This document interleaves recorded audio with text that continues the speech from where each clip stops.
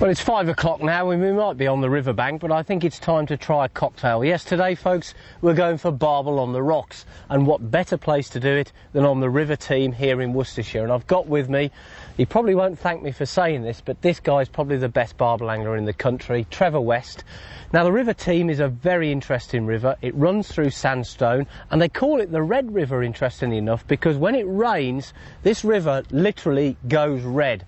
But when we get into this swim, you'll see what I mean about Barbel on the rocks, because there's all sorts of cracks and crevices down there, and I think it's going to be a bit of a knit one, pearl two job just to get into the swim. But Trev, these Barbel here, they like a moving bait, don't they? Well, it's under these conditions, particularly, Matt, the static ledged situation, they've seen it all before, and because the river is so clear, they can suss the gear, and this static ledged lump of meat on the gravel will not be picked up during the hours of daylight. It's a no-no. Now you've perfected a technique which is one of your fortes, but it's a trundling technique. I reckon it's brilliant. Take us through what you're going to do. Well, what we're going to do, we're going to cast a piece of luncheon meat upstream and work it down just slightly slower than the speed of the flow. Right. We all shall have visual contact with the piece of meat under the river conditions we've got at the moment, but as a bite indicator I'll be using the bow in the line.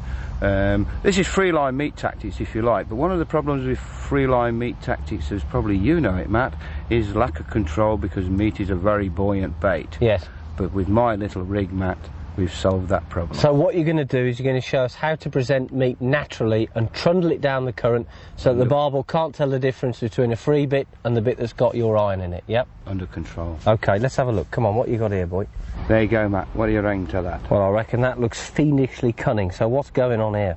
So what we've done, Matt, is substituted a ledger weight which would normally be foot 10 inches, 12 inches up the line, yep, which is an anchor point, yep, plus the bait. What we've done, we've put the ledger weight and the bait all into one place. On the hook. On the hook, which will enable the bait to move down freely under control. So what have you done there, Trev? I've wrapped lead wire around the shank of a number 2 Drennan Continental boilie hook, Matt, to give me the counterbalance weight that I need to cast to the far bank and up and across, but also to take the bait down to the gravel, and it will just bounce and triple and bubble along beautifully, as if it is unattached to a fishing line. So you're going to put a piece of meat now on that hook, yeah? Yes. Okay. This is how it's done, Matt. All right. So we hold the hook, the eye, and we engage the point in the piece of meat, and we go up and we push. Be very gentle here, because that lead wire can split the meat, and then the meat will fly off.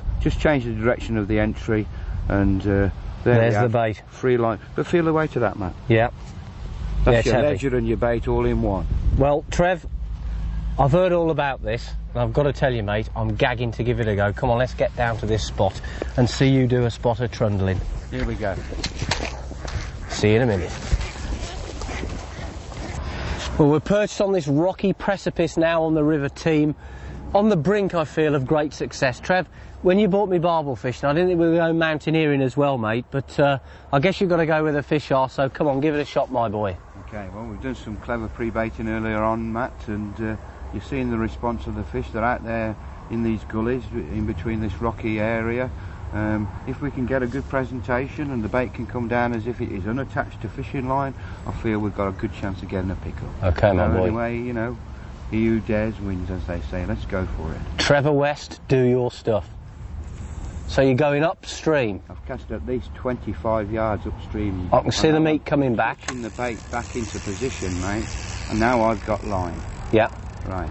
Now, as it's coming down, I must keep contact, and I'm watching the bow in the line, and I've got the line on my fingers. It's working through nicely. It's going through the gully now, isn't it? And it's held on a bit of rock or weed, and then it's tripped. That's looking nice. It's coming through real well, that weighted hook. Bouncing, and it's held. Now, if you had a ledger on there, Trev, that would be jamming up all the time, wouldn't it? It won't come through at the speed of the flow if the ledger weight is jammed up. But just holding there, and it's just tripping again. Watch the bow in the line, Matt. I can see it. I can see it. That is when the lead moves on. Now, if it's held up there, all I've got to do is to tension into my left finger and just lift the lead like And it's going again. And it's off on its way again. Now the point with this, folks, is that this bait is coming down naturally in the current, because what Trevor's doing, he's casting upstream and it's coming in a straight line. If he was to cast across and allow the bait to bounce around on a tight line, that's totally unnatural because it's arcing in the current. Remember, what these barbel are looking for is food that comes to them naturally, washed down in the current. And believe me, these fish have been fished for a number of years. They know the difference. But so does this guy. And what he's doing is he's getting the most perfectly natural presentation he can possibly achieve. And he's trying to fool these barbel into taking the bait. And there's a barbel just come and had a look at my bait, Matt. I can see him. Come and have a look at it. He wheeled round really quickly there, didn't he? Well, his mum just looked at it, Trevor. He's just wheeled round on it. Look at him. He's coming towards it. Oh, he's just nudged it. He's going to take that. He's got it. He's got it. Yes! Well done, Trev. Fantastic. Oh, that was almost poetic. Look at that fish go. Look at that fish under that tree. Oh, superb. Now look, Trev, I'm going to have to go down here to net this fish for you. It's not going to be easy, I've got to tell you. Boldly going where no man has gone before. I wouldn't do this for anybody. My God, you need a course in orienteering.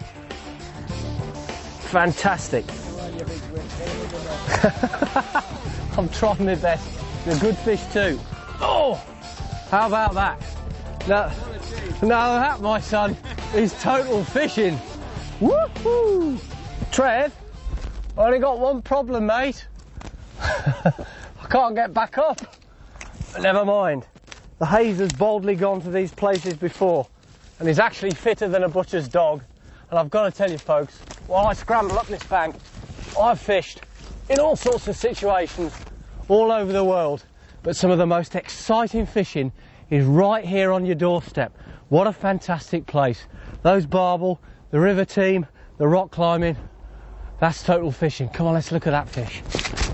I'll tell you what. Go, mate, the rig again. Oh, the deadly rig. Let's have a look at this fish now. Yeah. I know it's yours. One thing I'll say, Matt, when we go to the excitement of a fish, this is when fishing rods get broke, mate. It is. So let's just move the fishing rod out of the situation, and then we won't break it. And let's just show people this magnificent creature. That. What a gorgeous fish. The prize that it's all about. Everyone's a prize. Absolutely beautiful. Yeah. Look at the colour of these fins. They're like a purpley, orangey, bronzy colour, and that's just magnificently summer barbel. Absolutely perfect. Well, all I can say to you, Trev, is put it there, mate. And for anybody watching this programme, if you never go fishing again in your whole life for anything, you've got to get some of that.